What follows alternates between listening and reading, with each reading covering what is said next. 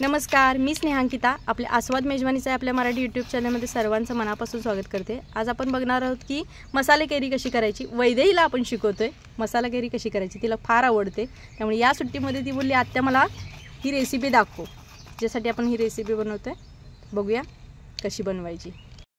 ही कैरी तुम्ही वर्षभर ठेवू शकता, याला काही होत नाही. छान कडकडीत उन्हामध्ये तापलेली असते. आरामात 6-8 महिने तरी वर्षभर म्हटलं तर तुम्हाला राहणारच नाही. इतकी छान लागते ती, कधी संपून जाईल तुम्हाला कळणार सुद्धा नाही. तर अशा पद्धतीने तुम्ही एअरटाईट डब्यामध्ये हे भरून ठेवू शकता. छान पॅक करून ही वर्षभर टिकते. तर इथे बघा, आज मसाला कैरी बनवते आपण. त्यासाठी घेतले तिथे आंबे. हे जरा मोठ्या प्रकारचे आंबे आहेत बघा. हा हापूस नाही आहे, ह्याला पावशी आंबा बोलतात. कोणाकडे काय काय बोलतात मला माहिती नाही, पण आमच्याकडे तरी पावशी आंबा बोलतात. आई घेऊन आली ही आंबे आणि आपण त्याची मसाला कैरी करणार आहे. हा आंबा मी चूज केला आहे कारण हा आंबट कमी असतो, गोड असतो, थोडासा गोडच येतो, त्यामुळे जरा बरं आपल्याला. ही आहे वैदेही. तर वैदेहीला आज दाखवायचं आहे आपल्याला हे कसं बनवायचं. ती बोलते आत्ते मी करते, तू मला दाखव कसं कसं करायचं ते. छकुली रेडी आहे का? तर वैदेहीला आपण शिकवतोय. तर सगळ्यात आधी काय करायचं, वैदेही ह्या कैरी घ्यायच्या, पाण्यातून स्वच्छ ह्या कापडामध्ये पुसून काढ. त्याला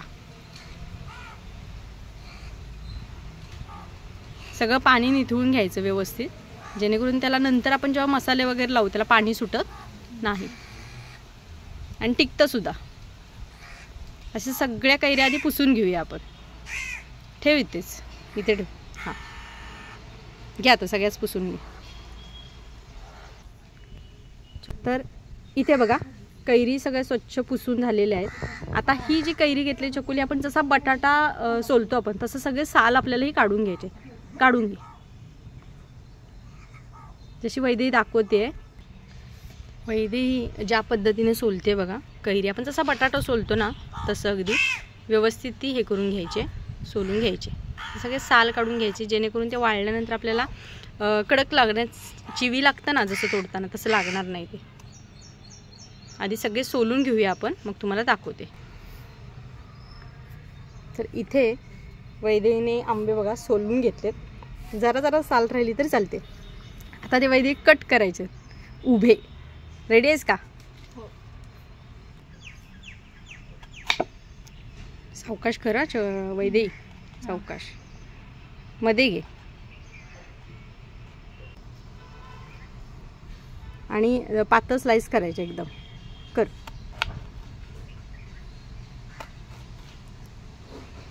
बरोबर. अशा तुम्ही घेताना पातळ करून घ्यायचं, जेणेकरून त्या वाळायला पण व्यवस्थित लवकर वाळतात आणि खायला सुद्धा मजा येते. एवढी जर स्लाइस असेल ना तर थोडंसं वरतून ते कडक होतात, आत थोडंसं सॉफ्ट राहतं, मग ते खायला एकदम छान लागतात. असं सगळे स्लाइसेस करून घ्यायचे. शक्यतो मोठ्या ठेवलात तरी चालेल. अशी जर मोठी स्लाइस असेल तर थोडासा मध्ये इथे एक छेद द्या फक्त. इथे कट करून दाखव त्यांना. या पद्धतीने असं सगळे आधी ना कट करून घ्या व्यवस्थित. आम्ही कट करतोय आणि तुम्हाला दाखवतो. वैदीने आता सगळं कट केले, बघू शकता. एकसारख्या साईजमध्ये जितकं करता येईल तितकं उभे करून घेतलेले, जास्त कट केलेले नाहीत, जसे आहेत तसेच पटापट पटापट करून घेतलेले. वैदीने जर अशी कैरी खाऊन बघितले की ही जरा गोड आहे का बघूया अशा हेतूने. तर आता वैदेही तुम्हाला मसाले घालून दाखवते, कोणकोणते मसाले याच्यामध्ये वापरायचे. रेडी? हां. आता हळद ह्याच्यामध्ये टाकते बघा.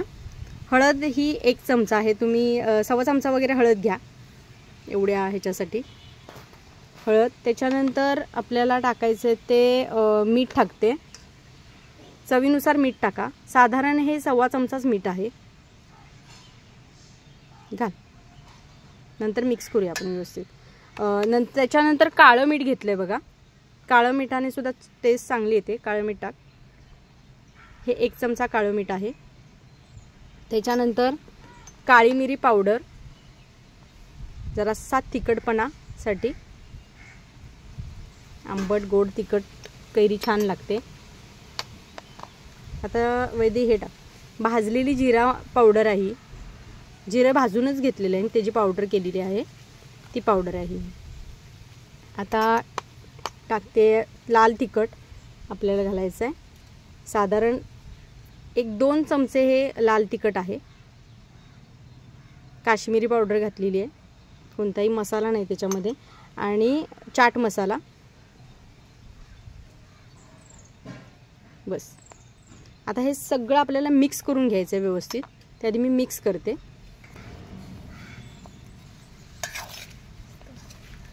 सगळा मसाला लागला पाहिजे या कैरींना.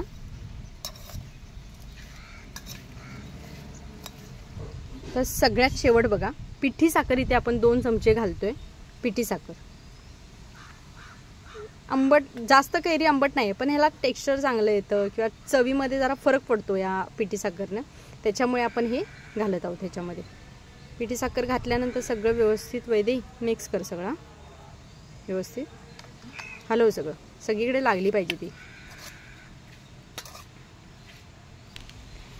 इथे पाहू शकता वैदेने ते व्यवस्थित मिक्स केलेलं आहे. छान बघा, त्याला संपूर्ण मसाला एक आणि एका त्या कैरीच्या फोडीला लागलाय बघा. आता आपल्याला काय करायचं आहे, वैदे बास झाला तर मिक्स झालं व्यवस्थित. इथे बघा आपण ही परात घेतली. तुम्ही ताट वगैरे काही घेऊ शकता. तर परातीमध्ये आपल्याला एक एक करत आपल्याला असं वैदेला दाखवते मी, त्या पद्धतीने तुम्ही लावा.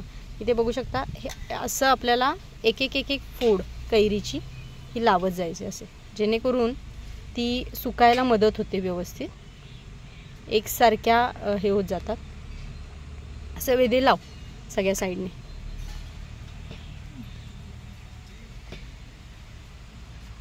असं पातळ लावलं सगळीकडे की पटकन वाळतं, चिकटत नाही आधी पाणी सुटून त्याला. त्याच्यामुळे आपल्याला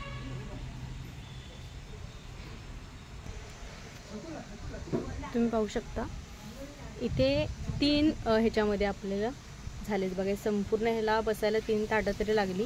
2 पराती घेतले, एक मोठी छोटी आणि एक ताट घेतले. आता आपण हे वाळायला घालूया. इथे बघा ऊन छान कडकडीत आहे, तोपर्यंत हे आपल्याला उन्हामध्ये ठेवून दे. वैदे मोठं घे. वैदेने मोठे ताट आणले. आता हे सगळं छान 2-3 दिवस कडक उन्हामध्ये आपल्याला हे वाळवायचं आहे. 2-3 दिवसानंतर आपण बघूया कसं दिसतंय ते आणि चवीला कसं लागतं.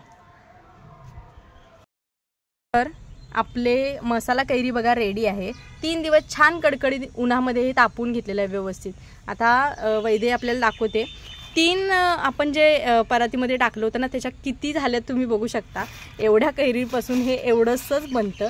त्यामुळे तुम्हाला जर जास्त आवडत असेल तर जरा जास्त कैरी घ्या तुम्ही. तर वैदे जरा खाऊन बघ कसे झाले. कसे झाले? तिखट, आंबट, गोड, भारी झाले. हो, वैदेही म्हणते भारी झाले. तर आजची ही मसाला कैरीची रेसिपी तुम्हाला कशी वाटली नक्की कमेंट करून कळवा. आवडली तर लाईक करा, शेअर करा आणि आपल्या चॅनलला सबस्क्राईब करायला विसरू नका. बेल आयकॉन नक्की दाबा, जेणेकरून रेसिपी अपलोड झाली की त्याचं नोटिफिकेशन सर्वप्रथम तुम्हाला तुमच्या मोबाईलला मिळेल. तर पुन्हा भेटूया अशीच एक नवीन रेसिपी घेऊन. तोपर्यंत नमस्कार.